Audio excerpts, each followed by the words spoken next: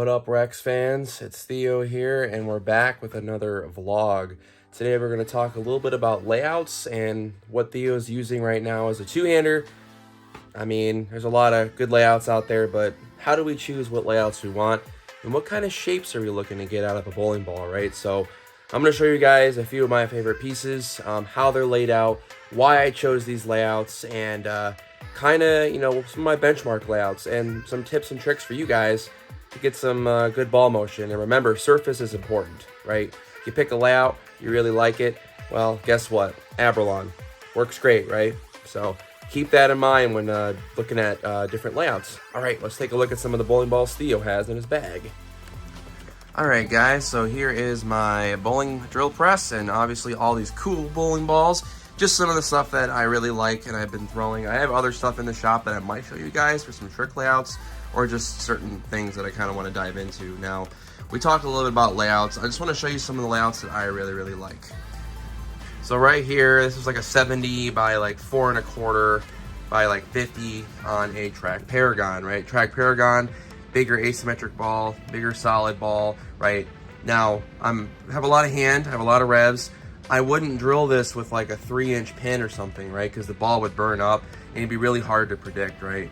Unless I'm going to a short pin and I'm trying to achieve something very specific, right? But that 70 by 4 to 4.5-ish by 50 or 60, around there, that's one of my favorite layouts. It just kind of gives me a blend and overall good control of like a benchmark asymmetric ball, right, where the ball doesn't puke, but it gives me that nice strong round motion.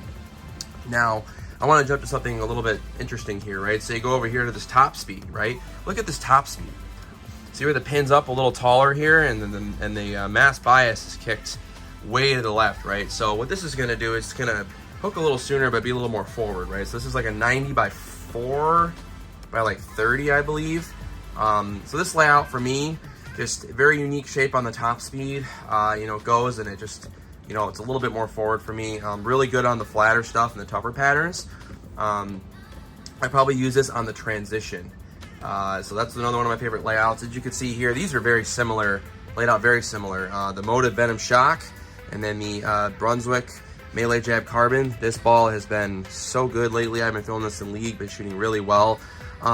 Fairly similar layouts. They're around kind of that 50 by 4 1/4 by 70, but some of these are also based off my old positive axis point where I used to have up. Now I'm just kind of over. I'm 5 3/16 over. I used to have 1.5 inches up. So, now when I try to mimic a drilling, okay, I have to reverse lay it out, right, and make sure that I'm doing the right numbers. But what that layout will do, right, with that bigger VAL, is give me just a little bit more control, right? I can be a little softer, let the ball do its work. It's a little bit slower, and I just like it. I think it's great. Works really well on China house shots.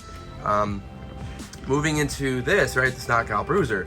So this is kind of some of the newer layouts that I've been using on my stuff. I have kind of similar on my Hammer Vibe, Ocean Vibe.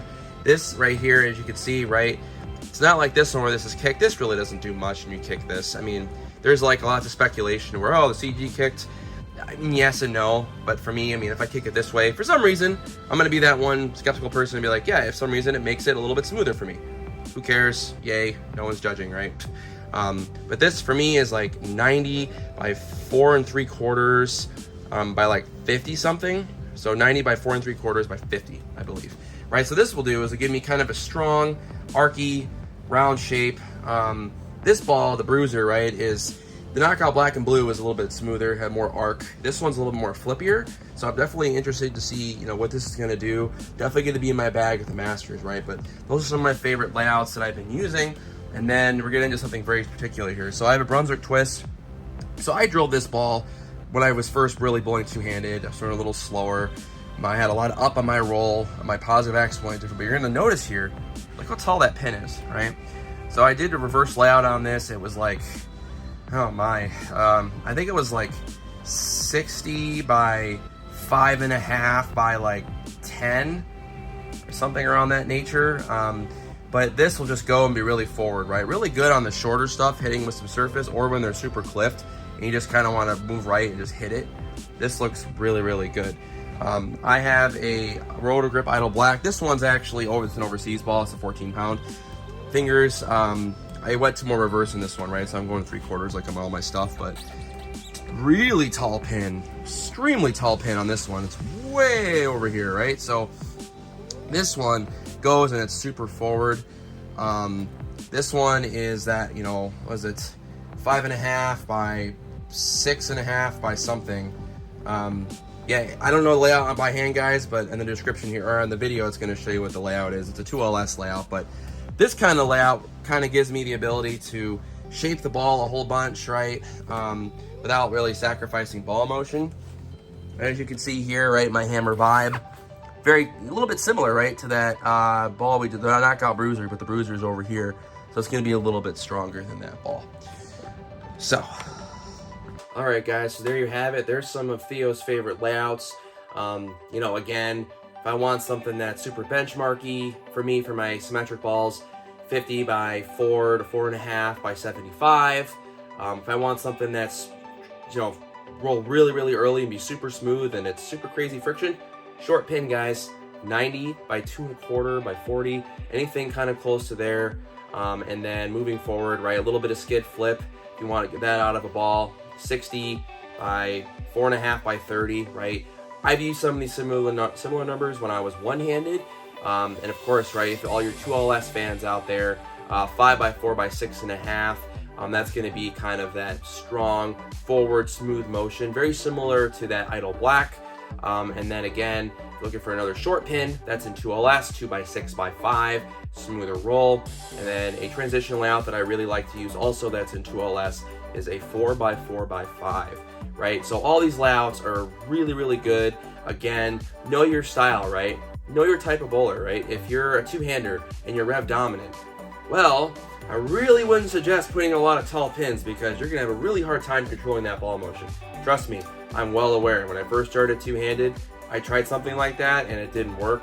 Of course, I had the twist here, right? But my ball speed was going up a little bit, so I got away with it. Plus, it was a really weak ball, right? But again, know your specs, know how you bowl. Ask your pro shop operator, right? Most of them can get your positive axis point. Some of them can get your tilt and your speed and your rotation. That's a little technical, but for me, like if I'm helping out a bowler, if someone messages me, hey Theo, I really want this ball to do this, you know, what should I do? First thing I ask is, all right, send me a video, right? I gotta know how you throw the ball to be able to help you.